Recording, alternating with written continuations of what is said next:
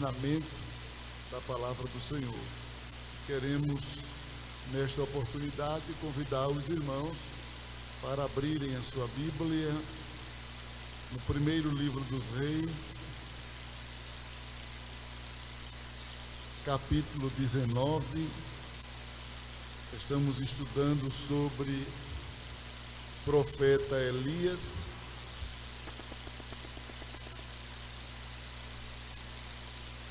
Especificamente sobre o crente comprometido com Deus,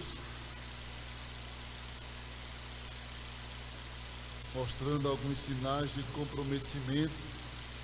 Falamos aqui que o crente comprometido, ele tem crédito no céu. Falamos no encontro passado, terça-feira próxima passada, falamos de que crente comprometido, ele tem crédito na terra, ele é credenciado aqui. Alguma coisa aí mexendo no som. Pode aumentar sem tirar a qualidade. O crente comprometido, além de ter crédito no céu, tem crédito na terra, e agora nós vamos estudar mais um sinal de comprometimento que acompanha, identifica aqueles que são comprometidos com Deus. E nesta ocasião estaremos estudando sobre a ação surpreendente de Deus.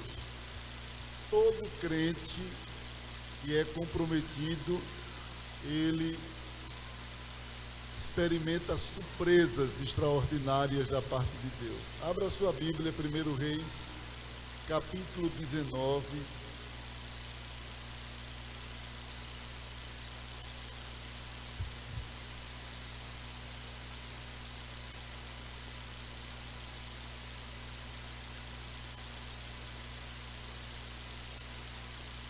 Primeiro Reis, capítulo 19. Versículo de número 11 e o 12 diz assim: E Deus lhe disse: sai para fora neste monte perante o Senhor. E eis que passava o Senhor, como também um grande, forte vento, que fendia os montes e quebrava as penhas diante do Senhor. Porém o Senhor não estava no vento. Depois do vento, um terremoto.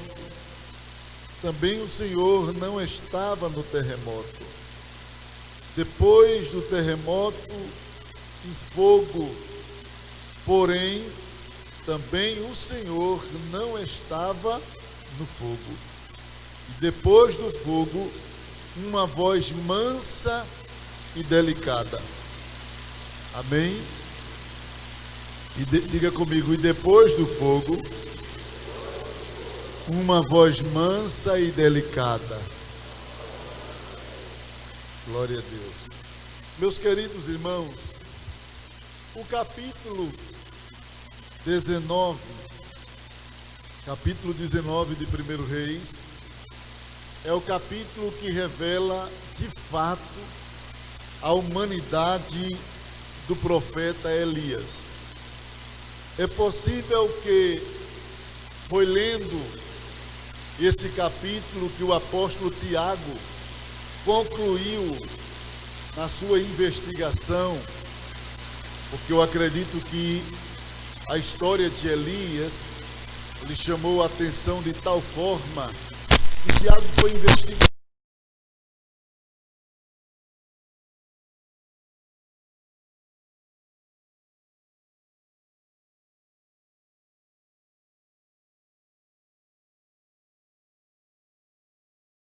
No capítulo 5, versículo 17 de sua carta, Tiago diz: Elias era um homem sujeito às mesmas paixões que nós. Então entendemos que Tiago tirou esta conclusão justamente quando leu o capítulo 19, porque o capítulo 17 e o capítulo 18, Elias está parecendo mais um super-herói do que um homem comum. Ele aparece mais como um superdotado do que como uma pessoa natural.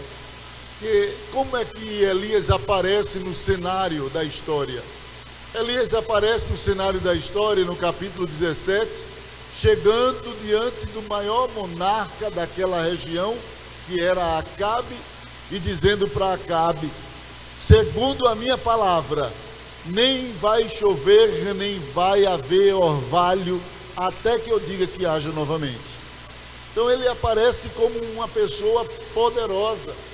De repente some ao ponto de Acabe mandar procura em todos os reinos, e ninguém sabia onde Elias estava. Elias, ele era conhecido como o homem do arrebatamento. Obadias chegou a dizer, quando Elias disse a Obadias: vai e diz ao teu senhor Acabe que Elias está aqui. Aí ele pergunta a Elias: que mal eu fiz para o Senhor fazer isso comigo? Vá que quando eu vá a Acabe, o Senhor te arrebate. Veja que havia uma fama de que Elias era um homem que Deus arrebatava ele de um lugar para o outro. A gente não tem nenhum registro antes de sua partida total, mas pelo menos Obadias já revela essa crença de que Elias era um homem que era trasladado, arrebatado de um lado para o outro. Provava experiências sobrenaturais, coisas extraordinárias. Então, no capítulo 17, Elias aparece assim. No capítulo 18, Elias aparece num desafio com 850 profetas que serviam a Azera e a Baal. Baal era o Deus crido como Deus da fertilidade. Azera, que era a terra. Baal era o Deus da chuva. Havia uma crença tão obscena entre Baal e Azera que eles acreditavam que quando chovia estava havendo um relacionamento sexual entre Baal e Azera. E a chuva era justamente o sêmen de Baal que fazia germinar as coisas. Era uma coisa terrível. Culto a Baal era um culto promíscuo, um culto de orgia, de prostituição. Era uma coisa terrível. E isso no meio de uma nação que o Senhor havia santificado desde Abrão. Deus tirou Abrão do meio da idolatria para tornar de sua semente uma nação poderosa e santa dentre todas as nações da terra. E agora Israel estava nesta situação, nos mesmos ritos, nas mesmas crenças, nas mesmas superstições dos pagãos, daqueles que não conheciam a Deus. Porque um homem que não conhece a Deus, tomar destino para a idolatria, é de se admirar, mas não tanto quanto uma pessoa que conhece a Deus, que tem histórico de conhecimento, de intimidade com Deus, como Israel tinha, das maravilhas que o Senhor fez no Egito, destruindo todos os deuses egípcios. Cada praga daquela ali, que para os egípcios era praga, para Israel era milagre, para Deus era uma forma de tirar a venda dos olhos dos idólatras. Era uma purificação para Israel. Cada milagre daquele ali era Deus dizendo a Israel: Quenur não é nada, Ecte não é nada, Osíris não é nada. E Deus mostrando: eu que sou Deus. Era Deus dizendo ao povo de Israel, que durante 430 anos estava ali, e por certo influenciado pelas crenças pagãs. Então Deus vem com as 10 pragas, destronando toda a crença da idolatria. Tira o povo com mão forte, passa com ele no meio do mar vermelho a seco, transforma as águas de Mara, águas amargas, em águas doces. Deus faz uma rocha emanar água, de repente, no meio do deserto, bate, sai água, Deus manda codornize, Deus faz cair maná do céu, Deus dá experiências extraordinárias a Israel, e depois de dar tudo isso, dá os mandamentos, suas leis, seus estatutos, e ainda diz a Israel que não entre no caminho da idolatria daquele povo, porque por esta razão Deus estava tirando as nações e introduzindo Israel naquela terra. E agora Israel entra no mesmo caminho, as mesmas práticas de idolatria. Então quem não conhece a Deus, enveredar para a idolatria, já é uma coisa horrível, vergonhosa, porque o ser humano é um ser inteligente, e a pessoa abre mão da verdade clara, verdade de conhecimento claro, para seguir crenças supersticiosas, já é uma coisa fraca, irmãos. Deus falou por meio de Isaías, mostrando a falta de inteligência, a falta do uso de inteligência do homem. O homem não usa a sua inteligência, ele mesmo corta a madeira, traz o tronco para casa, parte o tronco no meio, com uma parte vai cozinhar seu feijão, a outra parte ele cria um Deus e vai se dobrar. Aí Deus diz: e onde é que está a razão dessa gente? Ele mesmo que derrubou o tronco, ele mesmo criou o Deus dele, e agora ele criou o Deus dele, e ele agora passa a ser adorador de um Deus que ele mesmo criou. Onde é que está o juízo dessa gente? Então, uma pessoa que não conhece a Deus praticar isso já é uma coisa absurda. Agora imagine um crente, uma pessoa que já teve experiência com Deus, abre mão de tudo que teve com Deus para crer na idolatria. Às vezes eu fico pensando, irmãos, como tem crente, irmãos, que eles são tão sensacionalistas, em vez de ser biblicista. Eu já vi pessoas me perguntarem assim: pastor, vai ter salvação na igreja católica? Irmãos, idólatra entra no céu, irmãos? Estão lendo a Bíblia de cabeça para baixo?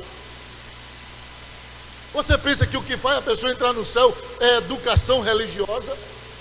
Não, amado, é obediência a isso aqui, ó. Mas eles são tão bonzinhos, tratam a gente tão bem, e eu não estou dizendo que eles são maus, são ruins, não. Agora precisa abandonar a idolatria e colocar Deus como o único Senhor.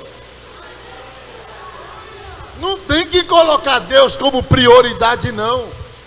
Porque Deus não é prioridade, não. Prioridade é reino. Deus é exclusividade. Ele tem que ser único na nossa vida. Não tem que ser primeiro, não. Ele tem que ser único na nossa vida. Por isso que Jesus é alfa e ômega, primeiro e o último. O que é isso? Exclusividade. Eu sou o primeiro, sou o último, não tem ninguém depois de mim. Então eu sou exclusivo. Deus é exclusivo. Deus é prioridade. Não, a prioridade é o reino. Prioridade é você abrir mão de determinadas atividades suas para ir orar, interceder, contribuir com a obra, evangelizar. Aí sim, buscar primeiro o reino. Mas Deus, não. Amarás o Senhor teu Deus de todo o teu coração. Amarás o Senhor teu Deus acima de tudo. É isso que a Bíblia diz.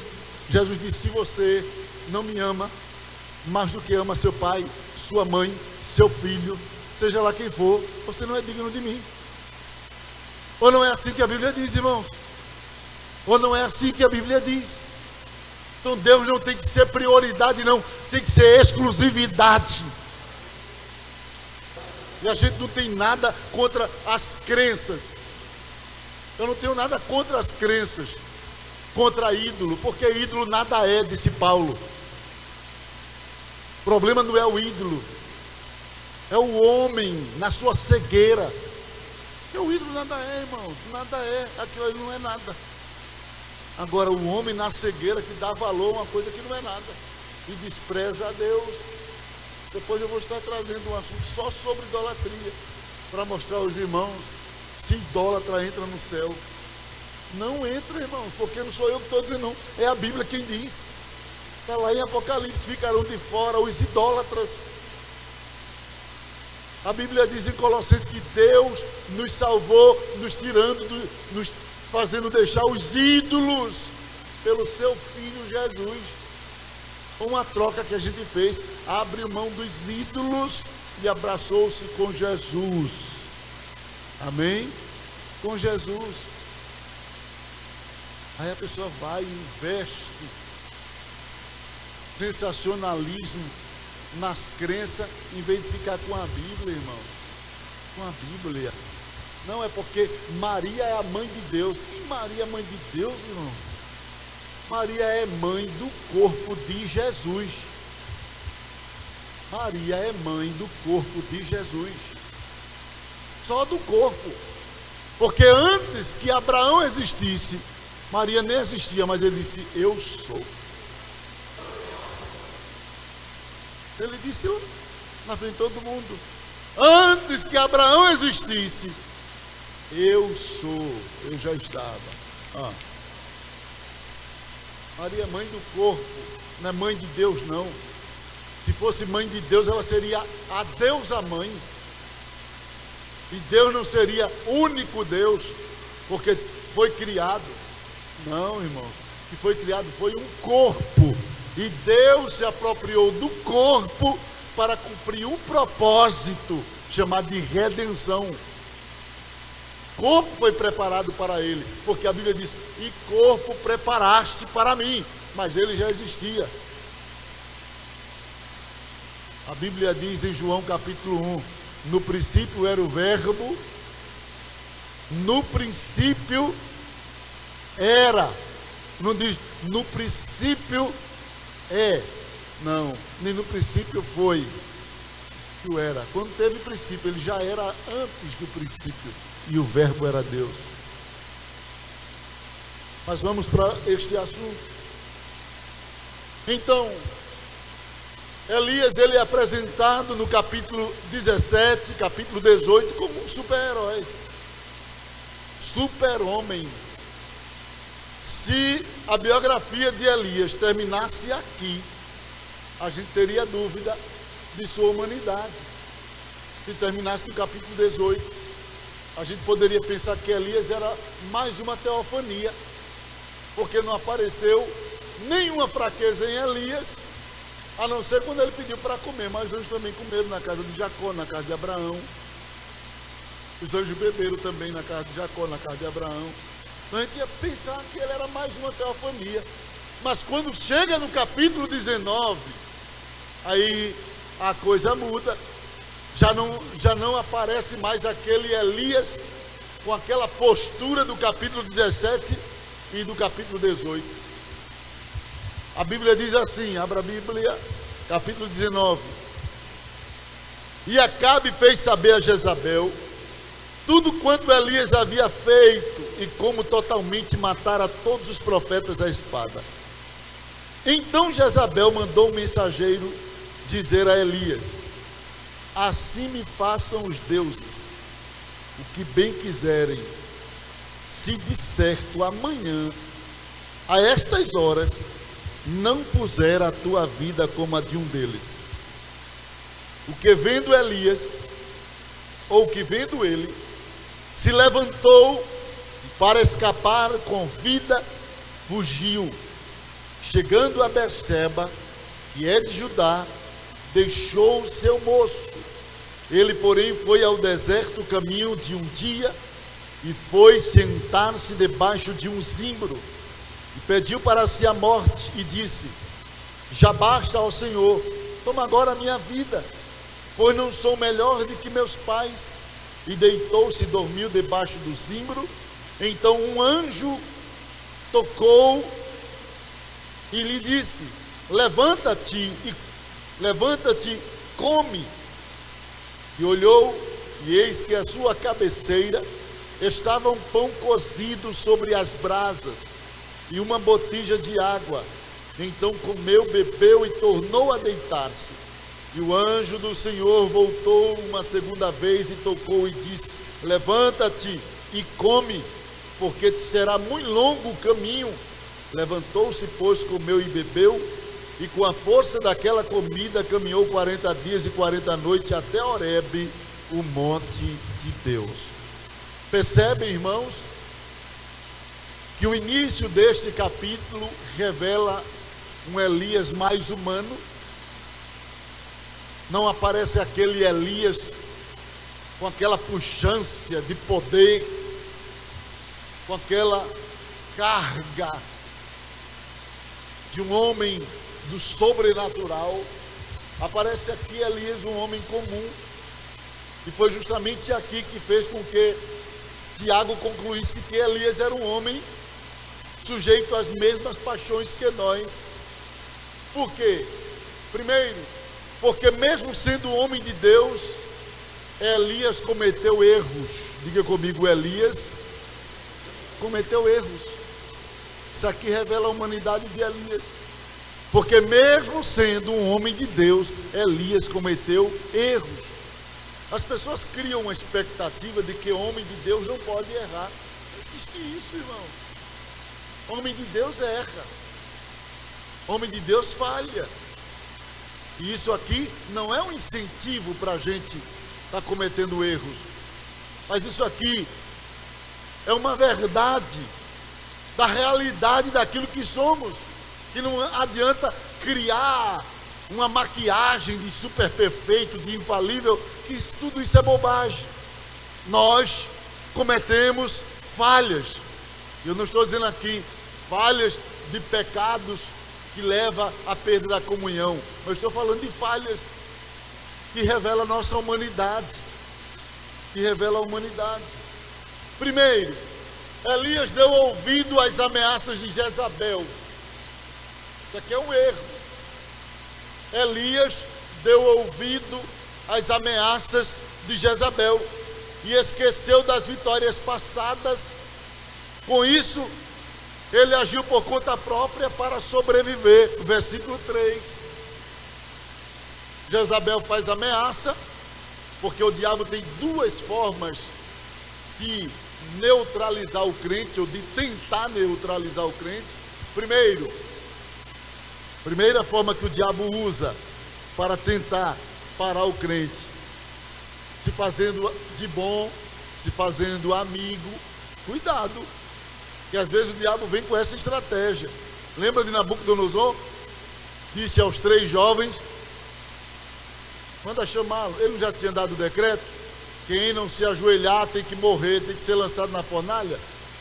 Mas quando alguém chega para ele e diz assim: tem 3 jovens ali, por que ele não deu logo a ordem? Joga na fornalha? Não. Ele manda chamar os 3 jovens e diz assim: foi de propósito? Se não foi, volte para os seus lugares, que eu vou pedir para a orquestra tocar novamente, e vocês terão a oportunidade de se dobrar e ninguém vai morrer. Mas, se você não quiser esse acordo, então vai ter que ser lançado. Veja que havia ali 2 táticas.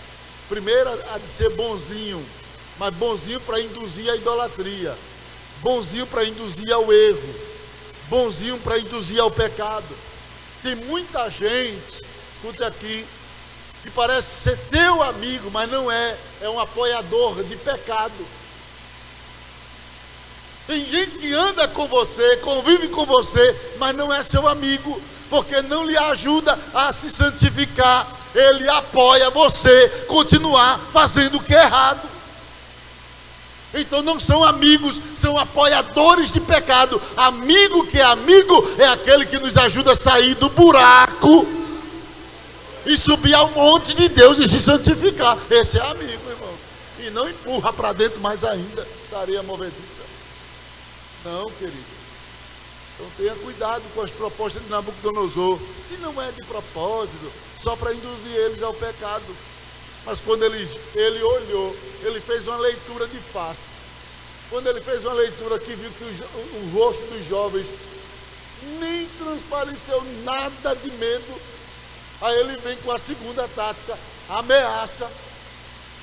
Quando o diabo não consegue dobrar o crente por meio de falsa amizade, Então ele vem com as ameaças. Com as ameaças. E aí onde o crente precisa ter cuidado. E às vezes ele vem como um amigo, anjo de luz. Mas quando ele não consegue enganar o crente com a facezinha dele de anjo de luz, então ele vem com a cara do cão mesmo. Ele vem com as ameaças para tentar dobrar o crente, amedrontar, testar a resistência daquele crente. Então ele disse: então aquece 7 vezes mais a fornalha. Aí os jovens disseram: fica sabendo, ó rei, que não necessitamos de te responder. Porque ele perguntou: e qual é o Deus que pode nos livrar da minha mão e da fornalha? Não, a gente não precisa te responder sobre isso. Se tiver alguma resposta, ele que dê. Não precisamos de te responder. Agora fica sabendo tu, que a gente nem vai se dobrar, nem vai adorar a tua estátua. Pronto, acabou-se. Foi essa a postura dos jovens. Ele aquece, joga, porque é assim, ameaça. Acabe foi com aquela carinha de amigo, tentar convencer Elias de que ia ficar tudo bem. Correu, Elias até correu do lado do carro dele, mandou avisar ele, diz a ele agora que vai ter chuva, vai ter uma vitória para ele aí, depois de ter matado os profetas todinho. Aí Acabe saiu por ali, não fez mal a Elias, não disse nada a Elias, mas foi fofocar de Elias para Jezabel. Porque tem gente que na tua frente não diz, mas na frente de quem não gosta de tu e quer te matar, ele vai e fofoca. Tem que ter muito cuidado com as táticas de Acabe. Parece até que ele é bonzinho, não fez nada, não diz nada. Parece até que ele está de acordo com os métodos de Elias de matar os profetas. Parece até que ele gritou junto com o povo: só o Senhor é Deus. E quem sabe não gritou só para tapear, para não ser também para ser morto ali pelo povo, porque ele era o principal pai da idolatria ali. Então para tapear, para dizer que se converteu, quem sabe que Acabe também não gritou: só o Senhor é Deus. Mas saiu de fininho. Elias mandou dizer a ele, que vai chover. E ele chega na casa de Jezabel e diz assim: sabe o que aconteceu? Elias matou teus profetas. Aí provoca Jezabel. Aí Jezabel veio com a outra tática de Satanás: diga a ele que amanhã essas horas, pode marcar, ele vai morrer. Do jeito que ele fez com os profetas, eu vou fazer com ele. Cuidado com essa ameaça, querido. Crente não tem que estar dando ouvido a Satanás. Crente não tem que estar introduzindo para o coração o que não promove edificação na sua alma. Crente não tem que estar guardando palavras que não lhe edificam. Crente não tem que estar recebendo o que não presta, irmão, para o coração. Não, irmão. Crente, eu não vi para dar ouvido e valor ao que sai da boca do adversário para permanecer de pé. Eu não vi No dia que a mulher no Éden deu ouvido à voz da serpente, caiu ela, caiu Adão e a terra foi amaldiçoada. Não tem irmão, não tem Sempre é assim. Quem dá ouvido à voz de Satanás termina com a cara no chão. Termina com a cara no chão. Isso pode ser em qualquer área. Na área da sexualidade, se você está com conversa com mulher que não é a sua, vai terminar com a cara no chão, querido. Vai terminar com a cara. Uma mulher casada está com conversa com um homem que não é o seu marido, vai terminar com a cara no chão, querida. Não, mas eu vou evangelizá-lo. Vai, chama teu marido para evangelizar junto. Eu vou evangelizar minha amiga da escola. Chama tua mulher para evangelizar contigo. Que evangelizar, rapaz, você já está sendo seduzido, está sendo seduzida. O diabo já está te encurvando.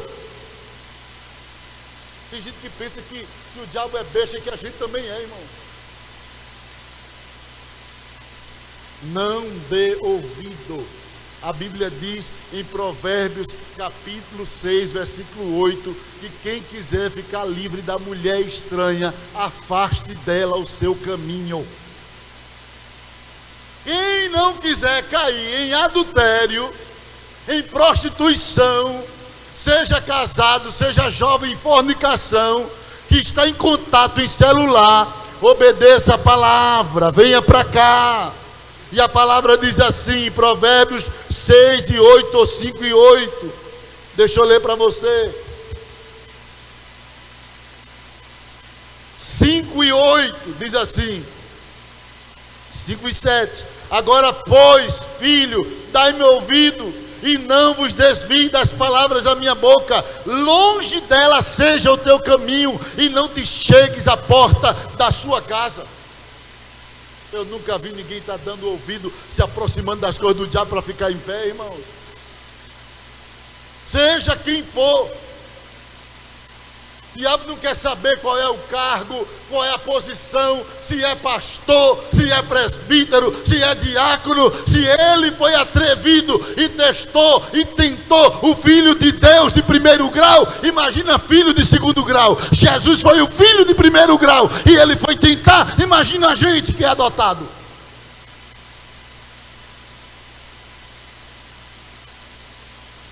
Está mexendo, né? É para mexer mesmo. É para mexer mesmo, porque tem gente aqui que não tem compromisso com Deus, tem com o pecado. E Deus está dizendo, se você quiser vencer, tem que ter comprometimento comigo. Você vem para a igreja por mera formalidade e religiosidade. Você não quer compromisso comigo. Você quer só fazer a ceninha, a carinha de crente. Mas quando sai daqui é outra pessoa. É outra pessoa no celular, é outra pessoa no meio de seus amigos, é outra pessoa. Você está aqui só fazendo caricatura de crente, mas eu te conheço, e comigo só fica de pé quem é comprometido com a minha palavra. Você pensa que Deus se engana com religiosidade? Não, amado. Ou é ou não é. Ou você quer ou não quer. Ou céu ou inferno. Ou santidade ou imundícia. É você que escolhe.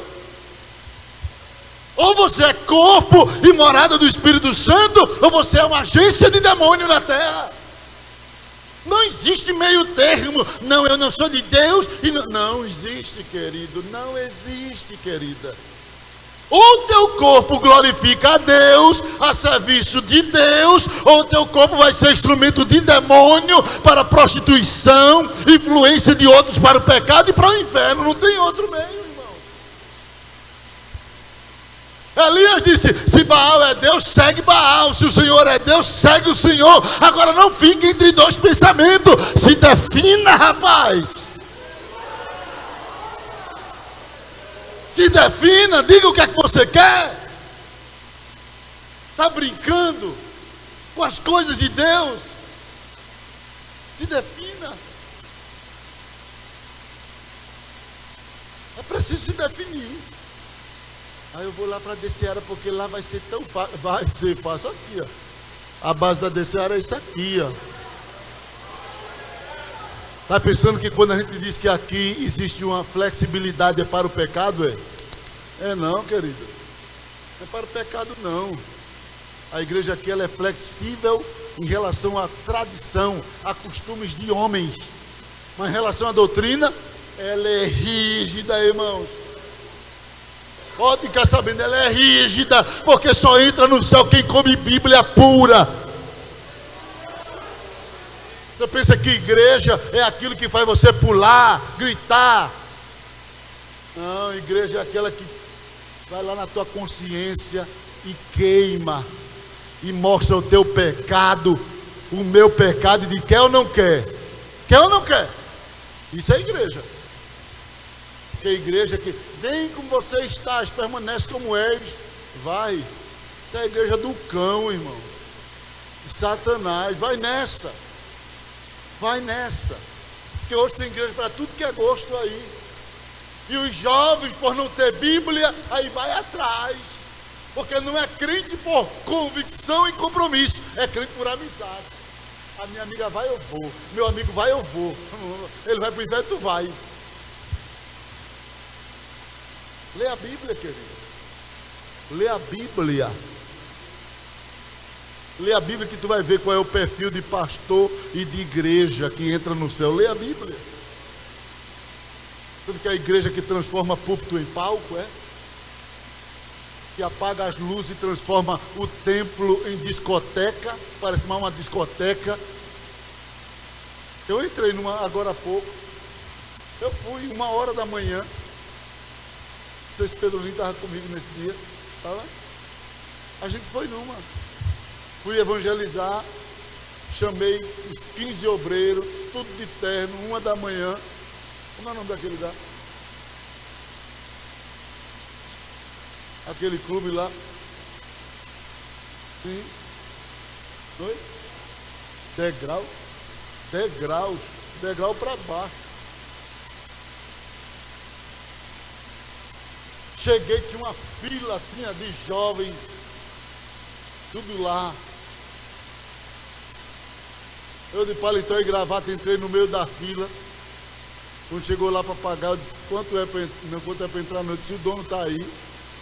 Ele disse, tá, eu quero falar com ele. Aí ele disse, quando? Eu disse, agora. Eu disse, agora. Tá onde? Tá lá dentro. Posso entrar? Ele pode. Quando ele disse, pode, como é o nome dele? Aí disseram lá o nome dele, que eu não vou dizer aqui para não expor. Cara do cabelão lá. Aí entrei, os irmãos, filho, vamos. Pro tudinho. Aí sim, aí aquilo ali sim. Cheguei lá, tudo apagado, escuridão, luz verde, vermelha, tudo colorido, né? Eu só vi os vultos passando. Meu Deus do céu, um negócio feio isso aqui. Quando as luzinhas acendiam assim, eu vi um vulto. Aí ele disse onde é que o rapaz estava, eu fui direto lá, né? Na mesa de som, do DJ, né? Não sei o que, DJ. Aí ele estava lá com um negócio. E ele sem me escutar, eu. Ei! Quando ele olhou assim, acho que ele pensou, pronto, vou morrer, a morte ou os anjos. Olhando no escuro, cara de terno, preto. Eu. Um som, barulho, irmão. Eu não sei como é que tem gente que aceita Jesus e fica tão chato, irmão. Porque quando está no mundo, o diabo bota um som daquela altura no ouvido dele, ele não reclama. Aqui qualquer coisa está alto, está não sei o quê. Quando está servindo o diabo é capaz de estourar os tímpanos dele, ele não faz nada. Um barulho tão grande que eu tive que gritar. Quando ele me viu assim, aí eu disse, eu quero falar com o senhor. Ele, quando? Eu disse, agora. Ele disse, é o que? Eu disse, eu quero cantar um hino. Aí ele disse, onde? Eu disse, aqui. Quando? Eu disse, agora. Ele disse, agora? Eu disse, agora. Pode ou não pode? Ele só estava vendo eu, acho que os irmãos no escuro, né? Aí ele, pessoal, acende as luzes. Aí acendeu o irmão. Quando acendeu, era gente para tudo que era lado correndo, que eu não vou dizer nada do que foi que eu vi lá. Aí gente corria para um lado para o outro, gente bebendo. Aí foi que eu comecei a ver as coisas lá dentro. Aí ele disse, os crentes querem fazer uma apresentação aqui. Aí eu chamei o irmão Antônio, violão, meu filho. Ele prenha. Eu comecei a cantar. Eu hoje estou bem, mas já estive mal. Sou dia de sol, mas já fui temporal. Fui barco à deriva, fui noite sem lua, verão sem calor. E enquanto eu cantava, os irmãos já estavam treinados, espalhou tudo, pregando, e eu cantando e montando e tocando. No outro dia a irmã disse, mas pastor, eu vi um camarada com a sua voz todinha dentro do degrau. Eu disse, foi eu. O que o senhor entrou ali? Eu disse, mas não entrei. Naquela noite, não dentro do degrau, mas o evangelismo total. Parece que foram mais de 15 vidas que aceitaram Jesus naquela noite. É, irmão. Mas aqui não é o degrau, não. Aqui é a igreja, tem que ter luz. Tem que ter luz, irmão. O povo vê, eu quero ver a face dos irmãos, os irmãos olhar para mim, esse negócio de igreja tudo apagado, ninguém vê ninguém. Eu sei lá o que está rolando nesse escurinho. Só Jesus é quem sabe. Aí vai para lá. Elias Eu acho que isso aqui vai para outra semana ainda, meu Deus, mas eu vou tentar terminar. Elias, ele era um homem comum, porque mesmo sendo homem de Deus, ele cometeu erros. Primeiro, deu ouvido às ameaças de Jezabel, esqueceu das vitórias passadas, agiu por conta própria para sobreviver.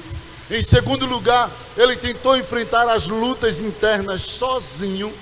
A Bíblia diz que ele deixou ali o seu moço em Berseba e saiu no deserto sozinho. Tem gente que quer enfrentar a prova só. Tem gente que pensa que resolve os problemas sozinho. Resolve não, querido. Nem Jesus resolveu só.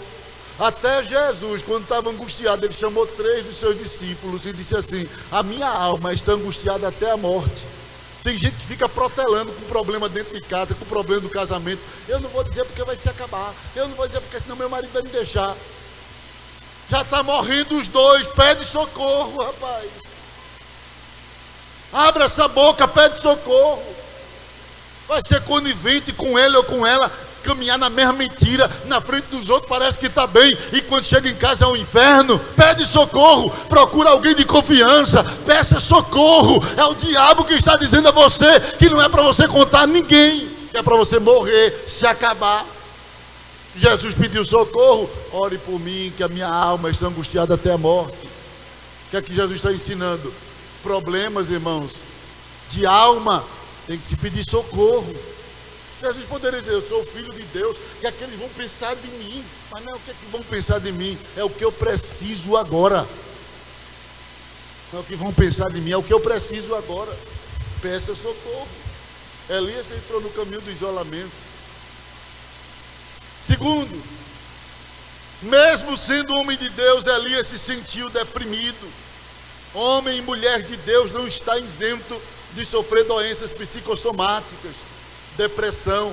Eu já vi muitos crentes dizer: crente não sofre depressão, porque depressão é uma doença demoníaca. Onde é que tem isso na Bíblia, irmãos?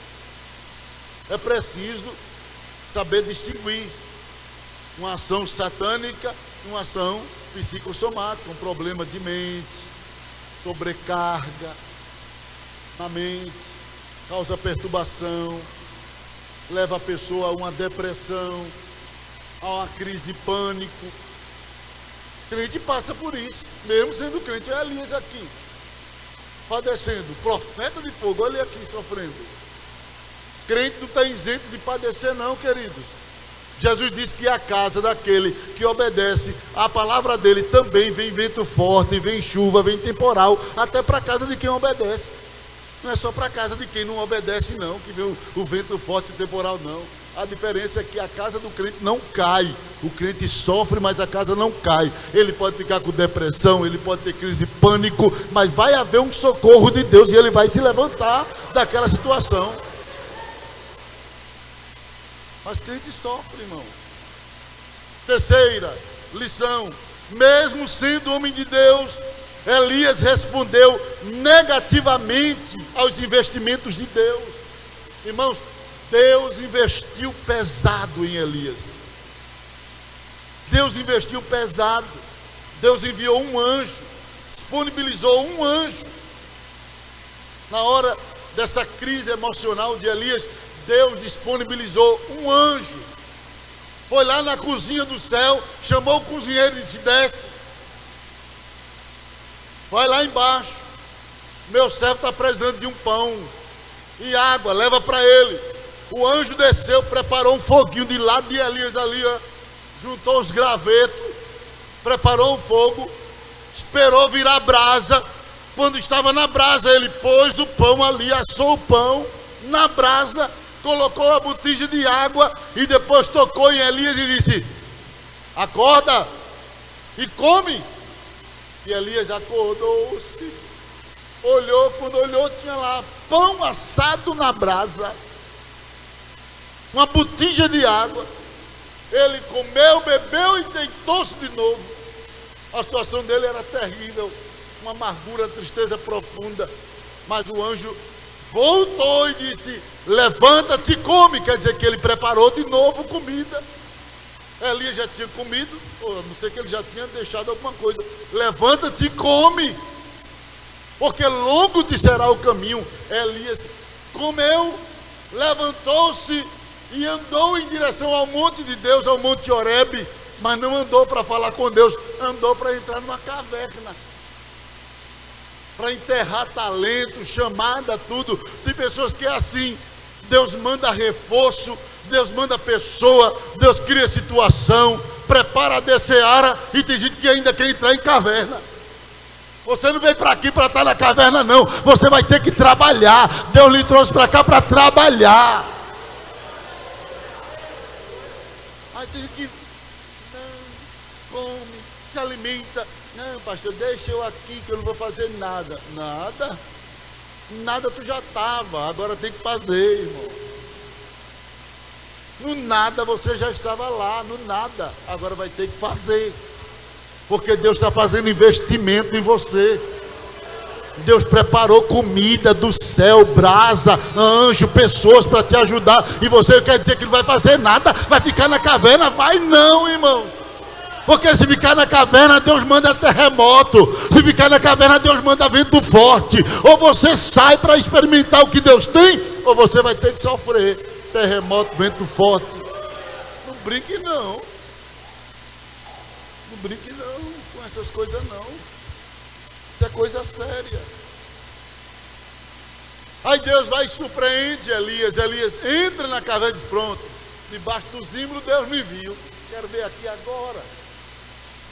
Lá eu estava à luz do sol, estava para ele me ver. Agora eu quero ver ele aqui na caverna. Quando ele está lá na caverna, uma voz diz: o que é que tu faz aqui, Elias? Ele disse: que voz é essa? Elias, o que é que tu fazes aqui? Sai da caverna que eu quero falar contigo fora. Quero falar contigo no escuro não, quero falar contigo olhando para a tua cara. Sai daí. Sai daí. E Elias sai, e o Senhor vem, já não manda mais um anjo, ele mesmo desce. Ele mandou um anjo, não resolveu. O camarada comeu a comida celestial, o pão, as coisas, e caminhou 40 dias com a vitamina daquela comida, sem estar na direção de Deus, porque lá na frente Deus diz: volta pelo teu caminho, não é pelo meu, é pelo teu caminho. Aí Deus diz: agora quem vai falar com ele sou eu. O anjo foi, não resolveu. Aí Deus desceu. Só que quando Deus desceu, a presença de Deus, ela é precedida por coisas extraordinárias. A presença de Deus, ela é precedida por eventos. Quando Deus entra nesta terra, leis da natureza, elas se quebram. Não percebe não? Toda a manifestação de Deus. Quando Deus desceu no monte, a terra tremia, o povo gritava, um sonido de trombeta. Sempre que Deus entra aqui nessa atmosfera, na atmosfera da terra, acontecem coisas que as leis, as coisas naturais saem do comum. Então, quando Deus entrou em cena para falar com Elias, um vento forte na frente de Deus, a Bíblia diz que foi adiante dele, veio um vento forte quebrando tudo. Elias olhou assim: que é aquilo? Lá veio o vento quebrando tudo, a árvore sendo derrubada, coisas se quebrando, as coisas saindo do meio do caminho. Aí Elias olhou: mas Deus não está nisso não. Depois do vento, o que é que vem? O que é que vem? Quem está com a Bíblia aberta, diga bem. Capítulo 18. Abra a Bíblia.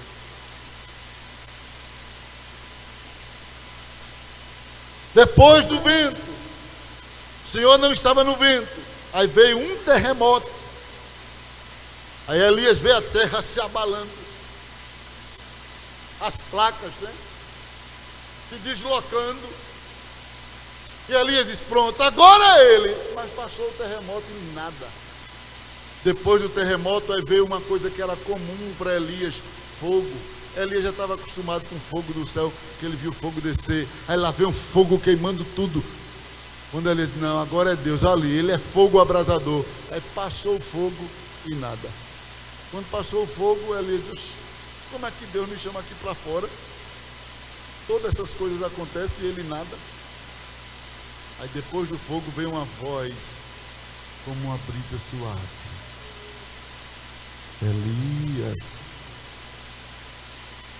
Elias, que fazes aqui, Elias?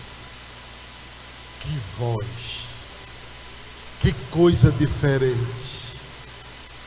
Quando Elias pensava que conhecia as manifestações de Deus, Deus vem de forma bem suave.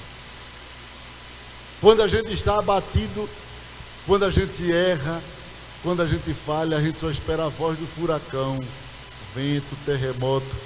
Mas Deus conhecia tanto Elias que Deus veio numa voz bem suave. Elias. Era a voz de restauração de Deus. Nem sempre, irmãos, Deus vem confrontando. Às vezes Deus vem de forma tão suave. A gente espera uma confrontação. Deus vem de forma bem suave para a gente.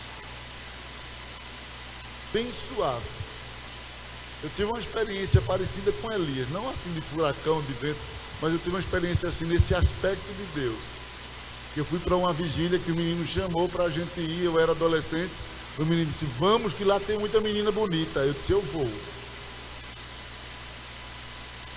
E eu fui para a vigília a fim de namorar. Era adolescente.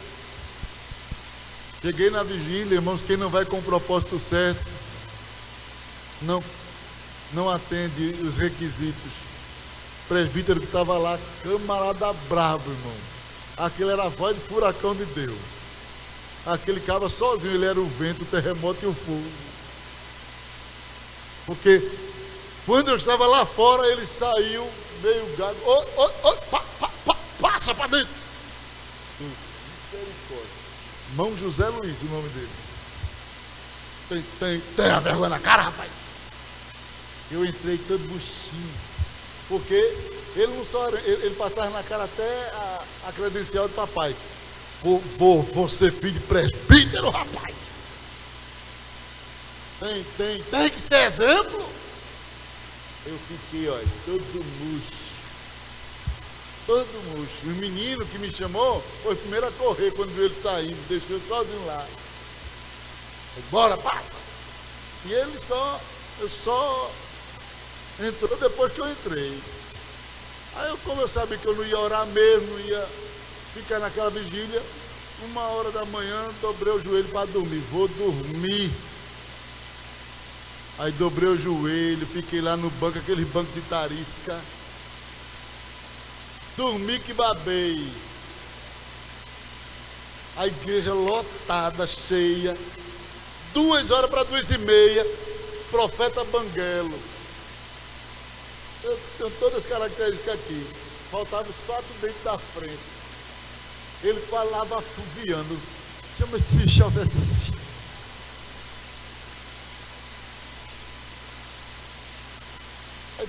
Ele disse, chama esse jovem aí. Aos meninos. Não está te chamando. Só eu de joelho. Esse jovem está orando demais. Quando a gente está dormindo, que o povo chama a gente na vigília, né? Sabe como era a tática? Da aleluia. Aí o povo mexeu. Aleluia. Só que quando eu fui assim para virar, a baba me denunciou, porque ficou colado aqui lá. Aí todo mundo viu que eu estava dormindo. A baba parecia um chiclete. Aí aquele irmão disse, chama esse jovem aí. Quando eu fui assim, aleluia, não está te chamando, porque eu me levantei. Ele disse, vem aqui. Eu disse, tem como chegar não. E não tinha mesmo não. Não tinha como eu chegar ali.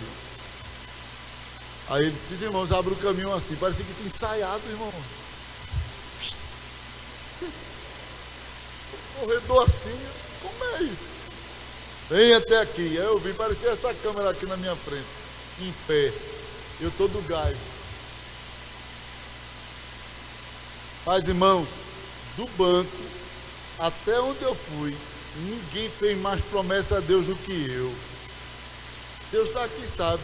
Eu disse, se o Senhor não revelar meus pecados, eu vou ser fiel hoje.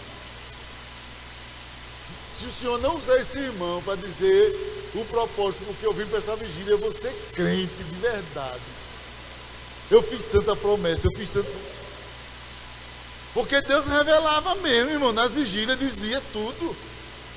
Ele ainda diz, é porque os vasos não querem dar lugar mais. Mas ele ainda diz.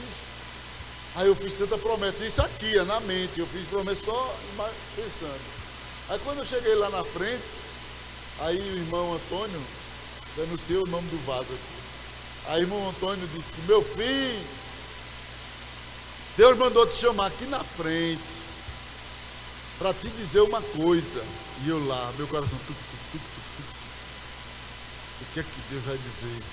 E eu olhava para ele todo gás, olha para aqui, meu filho. Aí saiu assim, aí tinha uma cadeira vazia, disse, Deus tem um lugar para ti aqui, ó, aqui. Aí eu olhei assim, coisa boa, graças a Deus, não é nada de mal para mim. Aí ele começou a dizer, e ele começou a profetizar mesmo, só coisa boa, irmão. Eu vou te levar nas asas do vento, de um lado para o outro. Vai pregar minha palavra para multidões. E começou a dizer, eu vou te usar, tu serás uma voz profética. E começou a dizer tanta coisa. Aí eu fiquei olhando assim, sendo que eu acreditei, eu disse, não, esse irmão dormiu mais do que eu. Porque eu olhava para mim, todo frio, sem espiritualidades. Eu não estava bem com Deus. E o irmão só dizendo coisa boa, eu disse, não, esse irmão dormiu mais do que eu. Eu já fiquei desconfiado do profeta naquela hora. Não pode. Tanta coisa boa, eu estou errado aqui, o irmão vem só com coisa boa. Aí quando ele começou a profetizar, começou a chorar. Aí ele olhou para mim, parou, ficou olhando assim para mim e disse, tu não está entendendo nada, né? Tu não está entendendo nada. Mas quando eu começar a fazer, eu te trarei à memória essa madrugada. Aí meu coração tremeu assim. Pedi para a igreja orar por mim. Pense, irmão, nunca sofri tanto bullying depois daquela profecia. Até em casa, de Galileia para casa, era mais de 12 quilômetros a pé. Os meninos, tá aí, vem aí, meu irmão, Deus falou contigo e não sei o que, tu vieste namorar, rapaz, eu sei, de lá para cá, tu vai ser aquilo não. E foi tanto do bullying, tanta da coisa que disseram comigo. E o tempo se passou. Eu na hora não entendi, que eu pensei que Deus não falava a bênção para um crente que estava fora do lugar.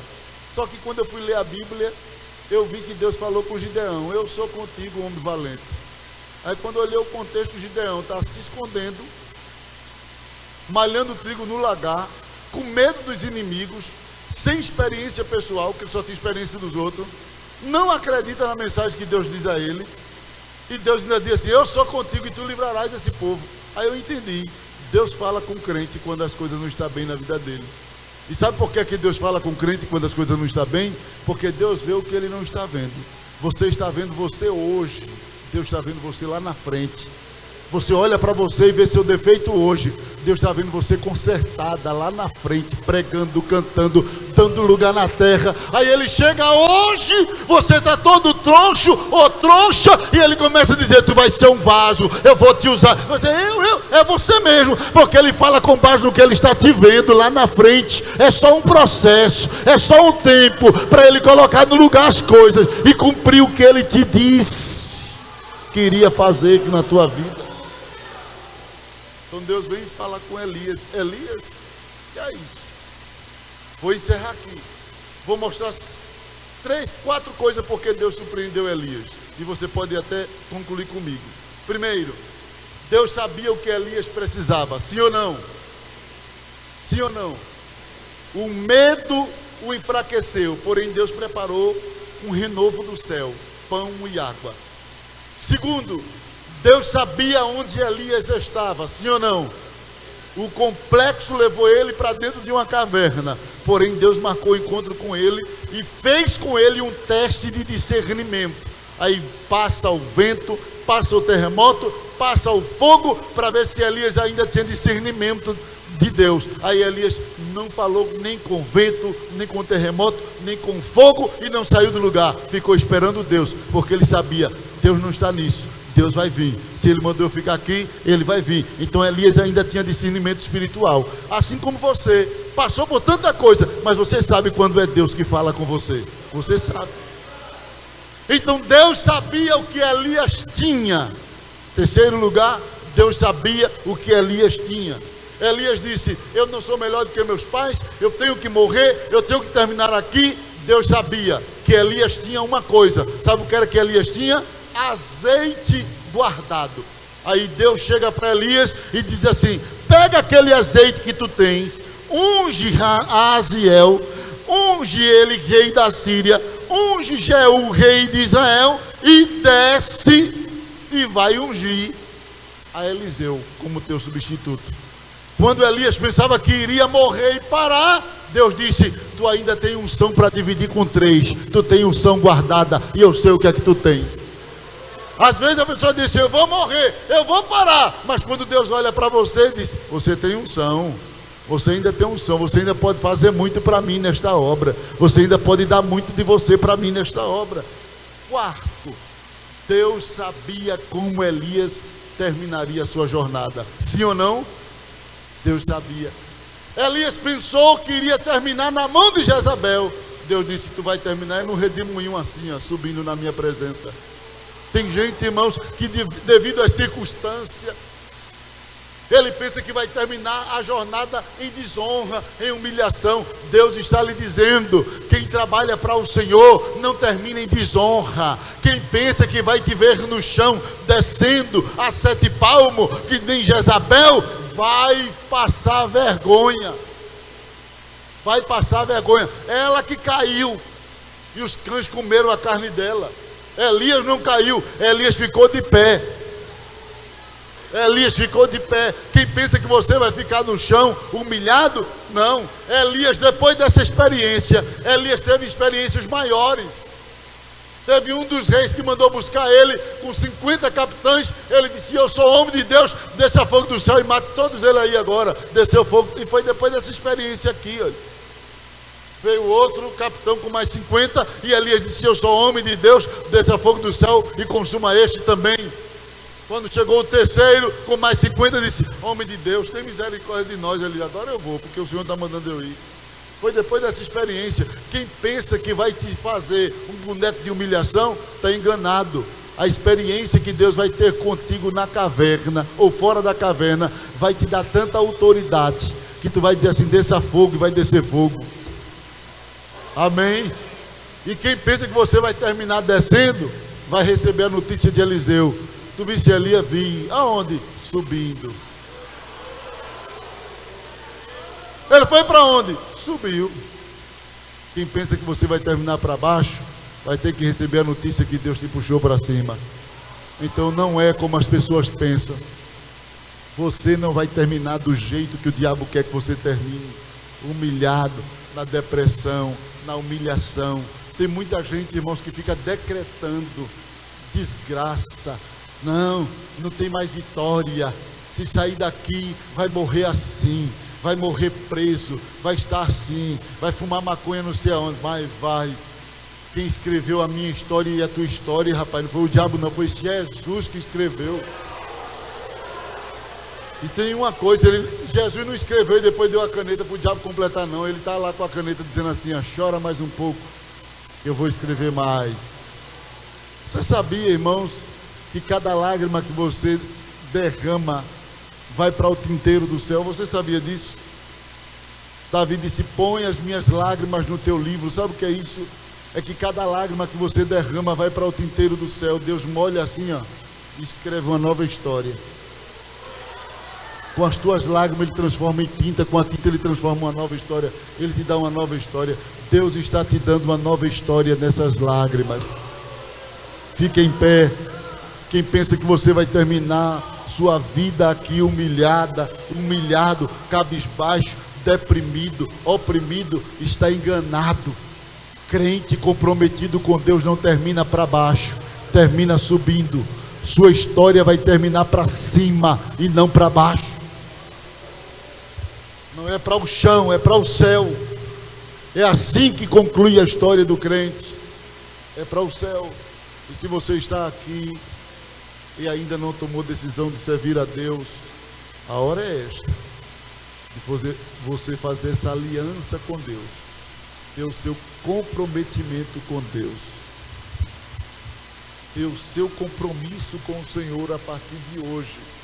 Irmãos, olhem aqui, o Deus que falou comigo lá naquela vigília, quando eu estava vivendo uma vida espiritualmente frágil demais, comprometida, Ele já estava vivendo aqui nesta noite, dizendo a você que está aqui, que Ele é Deus que muda a história. Quando Deus falou comigo lá, e disse que iria soprar de um lado e para o outro, Ele já me via quando eu não me via. Eu olhava para mim, para dentro de mim, e me via como um ninguém. Mas Deus olhava e me via como alguém. Então eu quero dizer a você que está aqui nesta noite, eu tenho essa palavra de Deus para alguém que está aqui nesta noite. Você não é um ninguém. Você é um alguém. E o tratamento de Deus dará prova disso. Deus vai tratar com você. E no tratamento de Deus, Deus vai mostrar a você, e quem olha para você, que você não é o que você pensa nem o que as pessoas julgam. Você é o que Deus projetou para você ser nesta terra. Você vai alcançar o objetivo do coração de Deus. E esta noite eu estou falando isso pelo Espírito. Alguém que está aqui vai atingir o propósito da vontade de Deus, porque o diabo tem procurado te humilhar, te rebaixar, te reduzir, mas o Espírito Santo do Senhor vai entrar num processo de mudança na tua vida, e você será restaurado e restaurada na presença de Deus, e sua história será mudada. Quantos creem nisso, irmãos? Você crê que sua história vai ser mudada? Você crê que sua história vai ser mudada? Deus vai mudar a sua história. Deus vai mudar a sua história. E não vai demorar não, viu? Não vai demorar. Isso aqui é profético. Não vai demorar. Deus vai entrar com pressa nesta situação de sua vida e vai mudar a sua história. Vai ser um processo, mas Ele vai mudar a sua história. E não vai ser para pior não, é para melhor, porque Deus não entra para mudar para pior. Deus vai entrar para fazer uma coisa nova. Uma coisa nova que vai causar espanto no meio dos teus, na sociedade e entre os filhos de Deus aonde tu passar. Tu vai passar para contar uma história de Deus. E quando você contar a história de Deus, muitas pessoas, não são poucas, muitas pessoas serão impactadas com o seu testemunho, com aquilo que Deus vai fazer. Com aquilo que Deus vai fazer. Nossa vida tem um propósito, querido. E quem nasceu e quer propósito e quer ser comprometido com Deus, então fique firme. Fique firme. Não é fácil não, porque as tentações, as perseguições são muitas, mas fique firme. Não deixe as pessoas determinar o que você tem que ser em Deus. Seja guiado pelo Espírito Santo. Permita que o Espírito Santo sopre em sua vida e leve você para onde Ele quer, porque o vento sopra onde quer. Ouve-se a sua voz.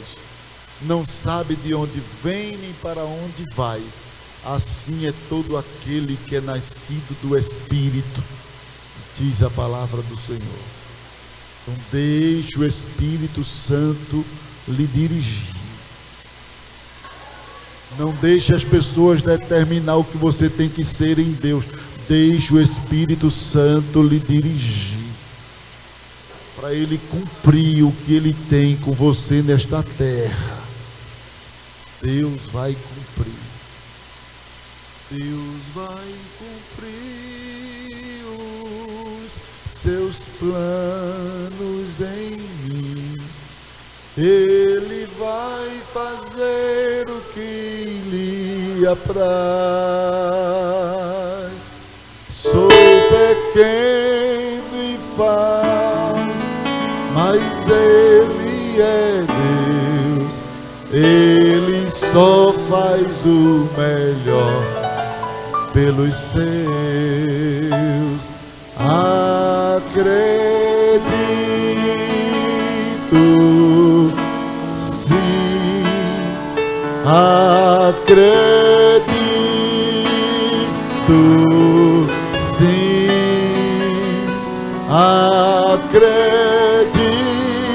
sim, que Deus vai fazer o impossível em meu viver. Amém. Glória a Deus.